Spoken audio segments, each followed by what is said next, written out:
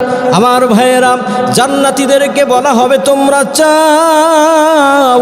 জান্নাতীরা আল্লাহর কাছে চাইতে থাকবে, আল্লাহ আমারে 100টা হুর দাও, আমারে 200টা হুর দাও, আমারে বাড়ি দাও, গাড়ি দাও, আরো খাবার দাও, স্বর্ণ দাও। আল্লাহ তারপরেও বলবে বান্দা আরো চাও, আরো চাও। বান্দা চাইতে চাইতে ক্লান্ত হয়ে যাবে, আল্লাহ বলবেন আরো চাও। বান্দা তখন বলবে আল্লাহ আর কি চাইব, আমাদের তো চাওয়ার কিছু বাকি নাই। আলেমদের কাছে জিজ্ঞাসা করবে, আলেম ভাইরা দুনিয়াতে তোমাদের কাছে আমরা মাসআলা জিজ্ঞাসা করতাম, আজকে আখিরাতে আল্লাহ আমাদেরকে আরো চাওয়ার জন্য বলতেছে,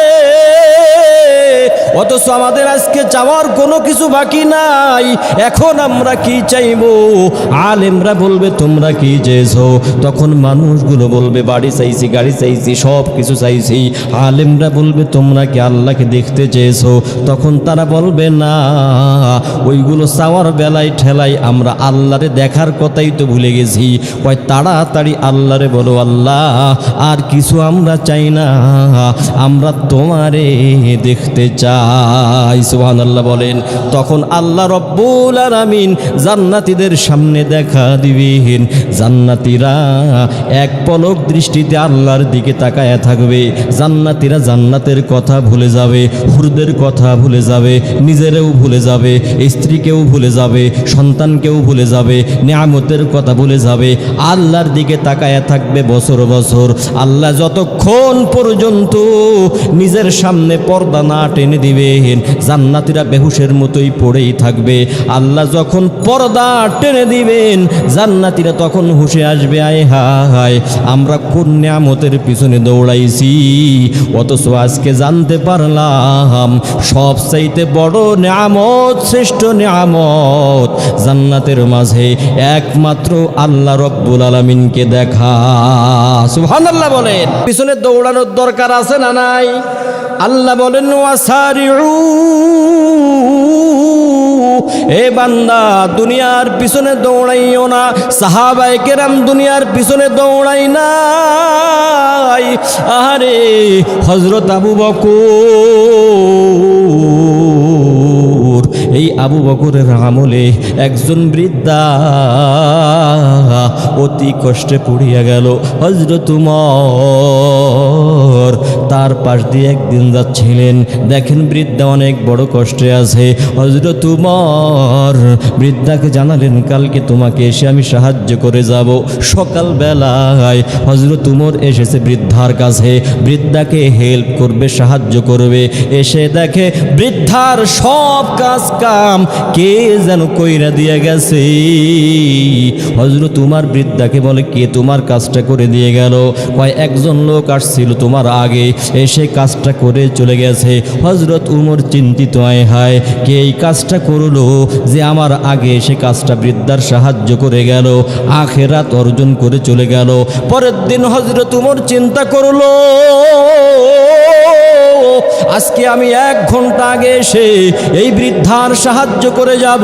পরের দিন তিনি ফজরের আজানের সময় এসে দেখে আজকেও কে যেন হযরত উমরের আগে এসে বৃদ্ধার সাহায্য করে চলে গেছে। সুবহানাল্লাহ বলেন। হযরত উমর একটু চিন্তায় পড়ে গেলেন, কে এই কাজটা করতে পারে। পরের দিন তিনি চিন্তা করলেন, আজকে আমি অনেক রাত থাকতে আসবো, যাতে করে আমি আজকে ধরবো কে আমার আগে এসে আখিরাত কামাই করে চলে যায়। উনি রাত 3টার সময় আসলেন, আসার পরে দেখতে পাই একজন মানুষ ঘুমটা দিয়া বৃদ্ধাকে সাহায্য করার জন্য চলে আসছে।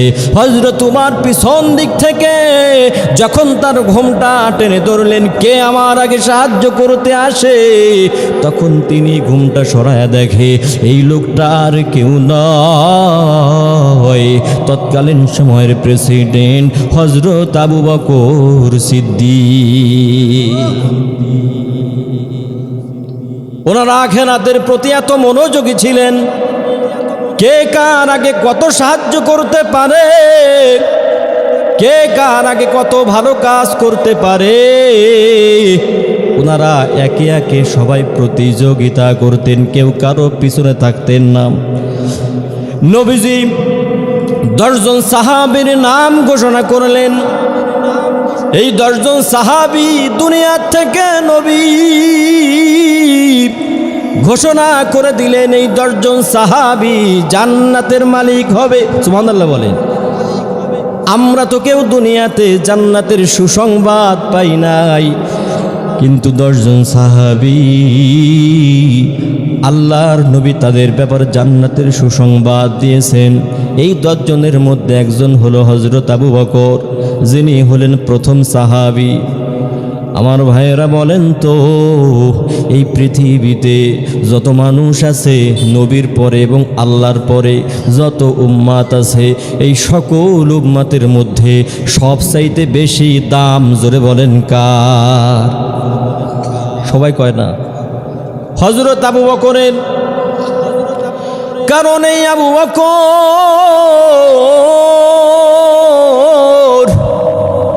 এমন একজন সাহাবী,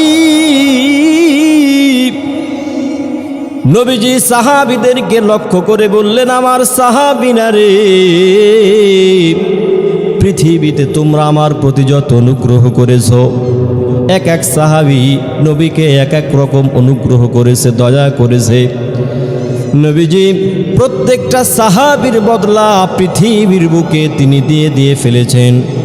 কিন্তু নবী বলেন, আমার আবু বকর এমন একজন সাহাবী, আমার আবু বকর আমার উপরে এত অনুগ্রহ করছে, যেই আবু বকরের অনুগ্রহের বদলা পৃথিবীর বুকে আমার দেওয়া সম্ভব নয়। আমার আবু বকরের বদলা কাল কিয়ামতে আমার আল্লাহ নিজ হাতে দেবে। আর একটু জোরে বলেন। পিছনের ভাইরা বলে না, সবাই এক বাক্যে বলেন সুবহানাল্লাহ। এই হযরত আবু বকর নবীর একজন প্রিয় সাহাবী ছিলেন।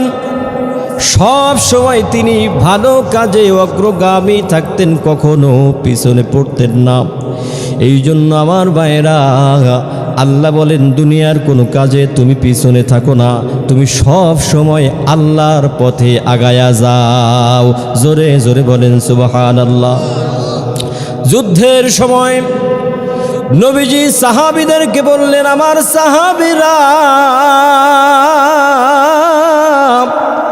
তোমরা যে যা পারো যুদ্ধের জন্য দান করো। সাহাবায়ে কেরাম যার যার সাধ্য মতো যুদ্ধের জন্য নবীর সামনে যেই গামছা বিছানো ছিল ওইখানে এসে সম্পদ দিতে লাগলেন। হযরত ওমর আজকে চিন্তা করলেন, আবু বকরের সঙ্গে আমি কোনো কাজে আগাইতে পারি না, প্রত্যেকটা কাজে আবু বকর আমার আগে চলিয়া যায়, আজকে আমি আবু বকরের আগে যাব। এই জন্য তিনি নিজের যেই সম্পত্তি ছিল ওই সম্পত্তি থেকে অর্ধেক সম্পদ নবীর সামনে এসে হাজির করলেন এবং চিন্তা করলেন, আজকে আমি আবু বকরেরকে হারাইয়াই ফেলবো, কারণ আমি অনেক সম্পদ নিয়ে এসেছি। সবাই সম্পদ দেওয়া শেষ। তখন হযরত আবু বকর ঘর থেকে বের হয়ে আসলেন। আবু বকরের কাছে বিশাল সম্পত্তি নাই। সবাই দেখতে পেল একটা গামছার মধ্যে কিছু জিনিস তিনি পেঁচায়া নবীর সামনে নিয়ে আসছে। নবী আমার তখন ওই জিনিসটা যখন খুললেন দেখতে পান ওইখানে ঘরের যেই ভাত পাক করার পাত্র আছে ওই পাত্রটাও তিনি নিয়ে এসেছেন, তরকারি পাক করার কড়াইটাও নিয়ে এসেছেন, চামচটাও নিয়ে এসেছেন, লবণের কৌটাটাও নিয়ে এসেছেন। এক কথায় ঘরের কোনো কিছু তিনি বাকি রাখেন নাই। নবীজি জিজ্ঞাসা করলেন, আবু বকর তুমি তো সব কিছু নিয়ে এসেছো, তুমি ঘরের মধ্যে কি রেখে এসেছো? হযরত আবু বকর জানায়, নবী গো, ঘরে আমি আমার আল্লাহ এবং রাসূলকে রেখে এসেছি। তখন হযরত আবু বকরকে তো উমর কেঁদে দিলেন, আহারে আমি তো একটু হলেও সম্পদ ঘরে রেখে এসেছি, অর্ধেক সম্পত্তি ঘরে রেখে এসেছি, কিন্তু আবু বকর কিছু রেখে এসে নাই। আজকেও আমি আবু বকরের সঙ্গে পারলাম না। জোরে জোরে বলেন সুবহানাল্লাহ।